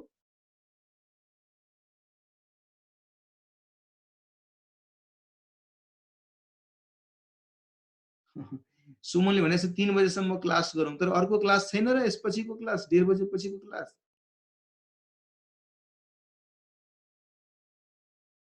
छ भन्छ, छैन भन्छ, क्यान्सल भयो भन्छ, छुट्टी भयो, छ छैन। एक्ज्याक्टली यही टाइममा त मिल्दैन। 3 देखि 4:30 म गर्न सक्छु अलि 1 घण्टाको ब्रेक लिएर। त्यसको लागि तपाईहरुले विकिसँग कुरा गर्नुस्, यस्तो भयो भने क्लास गरौँ न, नत्र भए 3 देखि ओ सेक्सन सी को मात्रै छुट्टी छ रे। ल ल ठीक छ, कुरा गर्नुस्। यस्तो के भयो भने 3 देखि 4:30 को टाइम चाहिँ म मिलाउन सक्छु। अदरवाइज अहिले चाहिँ त्यो पहिला यसमा फोकस गरौँ है। सो 17,980 रुपियाँमा 90 केजी को आउटपुट हुने हो भन्ने कुरा हामी कन्क्लुड गर्छौं नि है। ल सो त्यसरी नै हाम्रो प्रोसेसको कुरा गर्ने हो भने हामी यसरी कस्ट गर्ने गर्छौं। अब हेर्नुस्, यही एक्जाम्पलमा मैले सानो ट्विस्टहरु हाल्दै गए, तपाईहरुले आन्सर दिनु होला। मैले भने थिए कि मेरो मटेरियलमा चाहिँ 100 केजी लगाए र 5,000 रुपैयाँ खर्च गरे रुपीज है। लेबर अर्को 10,000 रुपैयाँ खर्च गरे, ओभरहेड्स अर्को 3,000 रुपैयाँ हामीले खर्च गरे, टोटल 18,000 खर्च गरे। मलाई थाहा थियो मेरो नर्मल लस 10% हुन्छ, मतलब 100 केजी को 10% कति हुने हो? 100 केजी को 10% नर्मल लस 10 केजी हुने हो। र यो 10 केजी लाई हामी 2 रुपियाँ को दरले, 2 त अलि कम अमाउन्ट भयो, म यसो गर्छु नि 50 रुपियाँ को दरले म मार्केटमा बेच्न सक्छु, स्क्रैप को रूपमा मैले बेच्न सक्छु भनेर मलाई मेरो इन्फर्मेसनले भनिरहेछ भने 10 केजी लाई 50 को दरले बेच्दाखेरि 500 रुपैयाँ रिकभर भयो। अब मैले के भने मेरो इफेक्टिभ कस्ट 17,500 छ र एक्सपेक्टेड आउटपुट कति छ? 17,500 को एक्सपेक्टेड आउटपुट कति छ?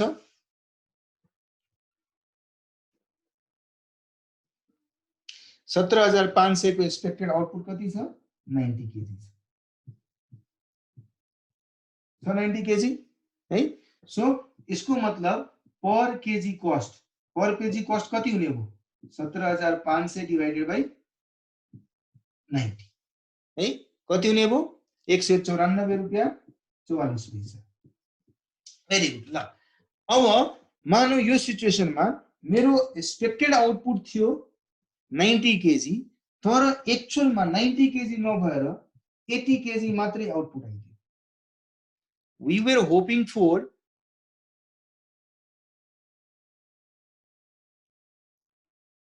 क्या नहीं दिखा? कैमरा को और नीचे करूं? चलो कैमरा को थोड़ा और नीचे करते हैं, अब दिख गया, बढ़िया, बहुत बढ़िया गौरी बाबा। ल जब कि एक्चुअल आउटपुट मेरो 90 केजी नभएर 80 केजी भइहाल्यो। त्यो सिचुएसनमा यो 10 किलो अझै कम हुनुमा कम हुनुलाई हामीले के भन्छौँ? 100 केजी लगाएको थियौँ जसमा 10% नर्मल लस हुन्छ भन्ने हामीलाई थाहा थियो। 90 केजी एक्सपेक्टेड आउटपुट थियो, तर 90 केजी नभएर 80 केजी मात्रै आउटपुट आयो। यसको मतलब त्यो extra 10 kilo is abnormal. Abnormal भनेको कुरा मेरो आफ्नो इनएफिसियन्सीलाई नै इन्डिकेट गरिरहेको हुन्छ। यो एबनर्मलिटीको कारणले के मेरो पर युनिट कस्टमा अब क्याल्कुलेसन गर्दाखेरि मेरो पर युनिट कस्ट कति हुन आउँछ त? In this situation where there is abnormality of 10 kg, so can I say that this abnormality, if this abnormal behavior or this abnormality should impact my unit cost? No, it should not. Hey, शिक्षा कार्की हेर्नुस् है, फेरि म तपाईको लागि repeat गरिरहेको छु। हामीले 100 केजी को प्रोसेस गर्दाखेरि मलाई सुरुदेखि नै थाहा थियो मेरो 10% लस हुन्छ। यसको मतलब 17,500 मा 90 केजी बनाउँछु भन्ने कुरा मेरो नर्मल, एकदम नर्मल जसरी हुनुपर्ने त्यसरी भएको भए यही आउटपुट आउने थियो। तर मेरो आफ्नो इन्टरनल इनएफिसियन्सीको कारणले मैले जति इन्कर गर्नुपर्ने लस भन्दा बढी लस गरिदिए, एक्स्ट्रा 10 किलो लस गरिदिए। एक्स्ट्रा 10 किलो को एबनर्मल लस गरिदिए भने के मेरो पर युनिट कस्ट निकाल्दा के मेरो पर युनिट कस्ट कम हुने बढी बढ्ने हुने भयो है? के म यहाँ यसरी भन्छु कि मेरो per unit cost should be like this कि भाई ऐसा है 18,000 का खर्च किया था, 10 किलो नर्मल लस भयो, त्यसलाई स्क्रैप वालाले बेचे 500 रुपैयाँ।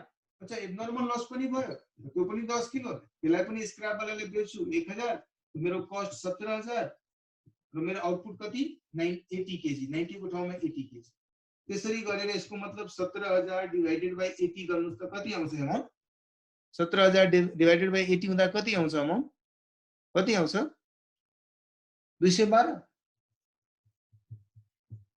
मेरो कस्ट त 212 हुने भयो। यसको मतलब यसमा मैले प्रॉफिट मार्जिन थप दिन्छु, मेरो प्रोडक्टको प्राइस महँगो गरिदिन्छु है। तो मेरो मेसिनको इनएफिसियन्सीको कारणले म आफ्नो प्रोडक्टको कस्ट बढाइदिए। कस्टमर आउँछ, कस्टमरले राम्ररी रिएक्ट गर्छ। अर्को कुरा, यस्तै फ्याक्ट्री मेरो अर्को कुनै कम्पिटिटरले पनि खोलेर बसेको छ, त्यसको केसमा उसलाई त एबनर्मल लस हुन्छ भन्ने ग्यारेन्टी त छैन नि। उसको त नर्मली लस, नर्मल भनेको त त्यो प्रोसेसको इनहेरेन्ट बिहेभियर छ, त्यो त जोसुकैसँग हुन्छ। त्यो नर्मल सर्कमस्टान्सेसमा सबै फ्याक्ट्रीवालालाई नर्मल लस त हुन्छ नै भन्ने कुराको उसमा टुङ्गो लागेको छ। तर एबनर्मल भनेको त मेरो इनएफिसियन्सी होला नि, मेरो वर्करले वेस्टेज बढी गर्दै होला नि, मेरो मेसिनले टाइम जति गर्नुपर्ने त्यति गर्दिएन। मेरो एबनर्मलिटीको कारणले म यसको बर्डन कस्टमरलाई कसरी ट्रान्सफर गर्दिउँ? एबनर्मलिटीको बर्डन कस्टमरले उठाउँदैन, नर्मलको बर्डन उठाउँछ। हेर्नुस् 90 केजी मै पुरा 17,500 को उसले कस्टको बर्डन उठाइरहेछ, नर्मल लसको बर्डन उसले उठाइरहेछ। तर एबनर्मलको बर्डन गरिदिने भने मेरो पॉइंट कस्ट त बढ्छ है। हामी बारम्बार तपाईहरुले क्याप 1 मा पनि पढ्दाखेरि आई थिंक कन्साइनमेन्ट कस्टिङहरु पढ्दाखेरि हामीले कस्ट सिट पढ्ने बेलामा के दिन डिस्कस गरेका छौं कि customer is not suppose to take burden of abnormality. Abnormal मेरो गल्ती हो, मेरो इनएफिसियन्सी हो, मेरो ब्याड लक हो, यसको इम्प्याक्ट मैले आफै बियर गर्छु। मेरो प्रोडक्टको कस्टमा एबनर्मलको इम्प्याक्ट पर्नु भएन।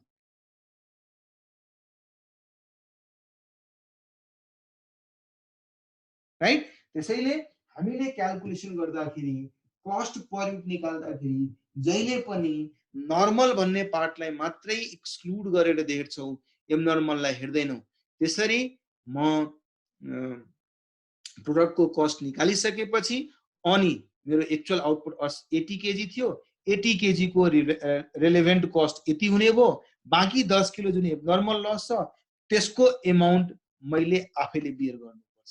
र मैले बियर गर्नुको मतलब त्यो पोर्सनलाई लगेर मैले स्क्रैप वालालाई बेच्छु, केही पैसा रिकभर गर्न सक्ने भयो रिकभर गर्छु, ब्यालेन्स मेरो पर्सनल लस त्यसलाई म आफ्नो जनरल पीएल अकाउन्टमा लग्छु है, पीएल अकाउन्टमा ट्रान्सफर गर्छु। सो त्यसै कारणले कस्ट पर युनिट निकाल्नु पर्यो भने हामी सिम्पली मेरो टोटल कस्ट कति इन्कर भयो, टोटल कस्ट कति इन्कर भयो, total cost minus normal loss को रिकभरी, मैले स्पेसिफाई गरिदिए नर्मल लस को रिकभरी है, र त्यो नर्मल लसलाई पनि बेच्छौं, त्यसबाट पनि केही पैसा रिकभर हुन्छ है, divided by total input minus normal loss units. यही क्वेशनको कुरा गर्नुस् न। क्लियरली हामीले के लेखेको थियो, टोटल कस्ट कति थियो, 18,000 थियो नि, नर्मल लसको रिकभरी कति थियो, 10 युनिट इन्टु 50 रुपैयाँको दरले थियो, डिवाइडेड बाइ टोटल इनपुट कति थियो, 100 युनिट थियो, नर्मल लस युनिट कति छ, 10। अब मेरो क्वेशनमा एबनर्मल लस होस् नहोस्, मेरो यो क्याल्कुलेसनको बेस जुन छ नि चेन्ज हुनेवाला छैन। टोटल कस्ट उही रहन्छ, नर्मल लस त्यति नै जुन क्वेशनमा दिएको छ त्यही नै रहन्छ 10% को दरले, टोटल इनपुट 100 युनिट नै छ, 100 युनिटबाट जति नर्मललाई सुट्यो भन्नुहोस्।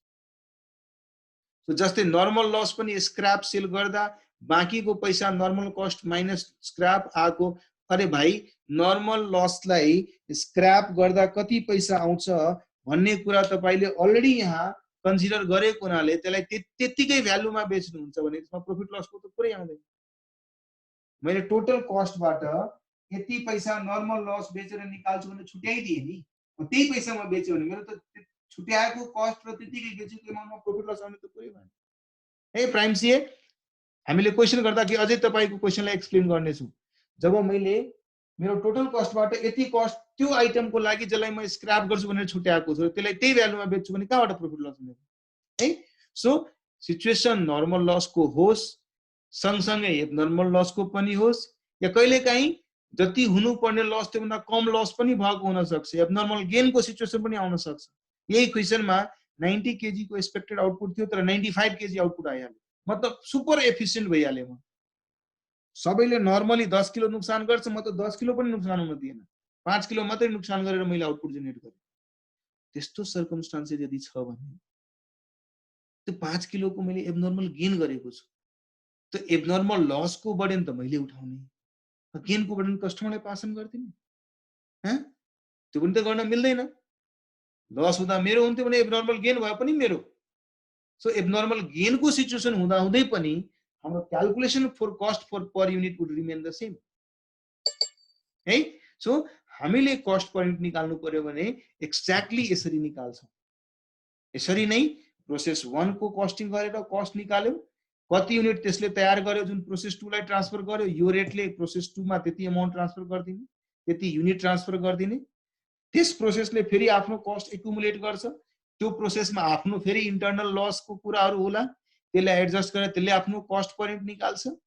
त्यस रेट को बेसिसमा उले कति युनिट्स अर्को प्रोसेसलाई दिइराछ त्यति प्रोसेस त्यसलाई अर्को प्रोसेसमा ट्रान्सफर गर्दिन्छ, त्यही पर्टिकुलर रेटले ट्रान्सफर गर्दिन्छ। यसरी नै वन प्रोसेसबाट अर्को प्रोसेसमा, अर्को प्रोसेसबाट अर्को प्रोसेसमा ट्रान्सफर हुँदै जान्छ र फाइनली लास्टमा गएर हामी मिल्छ। हामी क्वेशनै गर्छौं प्राइम भाइ, हामी धेरै क्वेशन गर्छौं, हाम्रो आउने च्याप्टरहरुमा धेरै क्वेशन गर्छौं हामी। जसरी 90 केजी को ठाउँमा 95 केजी आउटपुट आए पनि हाम्रो फर्मुलाले के भनिराछ, total cost 18,000 minus normal loss.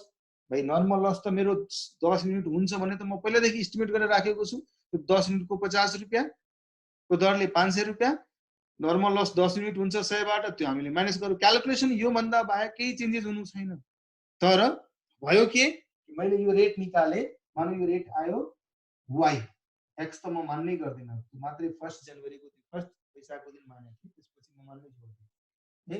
So y मानु त्यो रेट आयो भने अब एक्चुअलमा 95 केजी आउटपुट छ भने 95 केजी को हिसाबले म y ले मल्टिप्लाई गर्छु, त्यति अमाउन्टमा अर्को प्रोसेसलाई ट्रान्सफर गरिदिन्छु। तर मैले कस्टिङ गर्दाखेरि त 90 को हिसाबले यो कस्ट निकालेको थिए, 95 मा अप्लाई गर्यो भने मैले त इन्कर गरेको कस्ट यो क्याल्कुलेसन यो फर्मुला अनुसार इन्कर गरेको कस्ट भन्दा बढी अमाउन्ट मैले ट्रान्सफर गर्दिए, balance amount would be my abnormal gain है। सो हामी पर्याप्त क्वेशन गर्नेछौं, त्यसैले कन्फ्युज नहुनुस् तपाई है।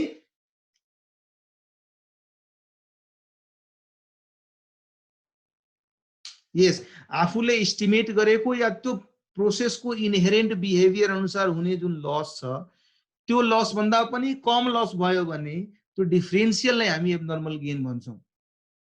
भनौँ न एउटा पर्टिकुलर मशीन हो, त्यसमा स्टाम्प लागेको छ, टेक्निकली सर्टिफाई भएको छ, इस मशीन में आप समान प्रोसेस करेंगे तो 10% तो नुकसान होगा ही। नर्मल गेन हुने त कुनै सिचुएसनै हुँदैन यार। कहीँ तपाईँले सुन्नु भएको छ कि म 100 किलो लगाउँछु भने 105 किलो आउँछ? 100 किलो लगाउँदाखेरि 105 किलो आउने सिचुएसन हुन्छ? कहिले कहीँ हुँदैन यार। 100 मा 90 आउनु पर्ने ठाउँमा 95 आइदेला, 96 आइदेला, 97 आइदेला, 92 आइदेला, तर 100 मा 105 थोड़ी ना आउँछ, कहीं नहीं आता है।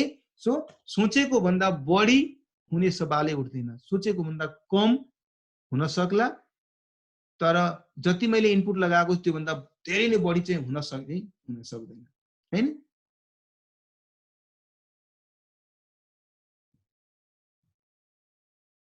5 युनिट्स फर गुड ह्यान्डराइटिङ के लेखेको यो? सो यस केसमा जुन 5 युनिट मैले बढी कस्ट अप्लाई परे त्यो 5 युनिट हाम्रो एबनर्मल गेनमा हुन्छ है। सो तपाईहरुले के गर्नुस्, जुन तपाईहरुलाई मैले नोट पठाएको थिए त्यस नोटको लगभग 5 देखि 6 वटा इलस्ट्रेसन छ, त्यो इलस्ट्रेसन पढेर मात्रै आइदिनु होला। त्यसमा पढ्ने क्रममै तपाई क्वेशनको प्याटर्न बुझ्न सक्नुहुन्छ। हामी नेक्स्ट क्लासमा क्विक फ्लोमा त्यो सबै कुराहरु गर्नेछौं। ओके, सो टाइम हुने भो, आजको लागि यतिकै नै राखौं है। Take care, stay safe, bye. Of course जय पशुपतिनाथ, उहाँले सबैको रक्षा गरून्। ल म अब मिटिङलाई कन्क्लुड गर्छु।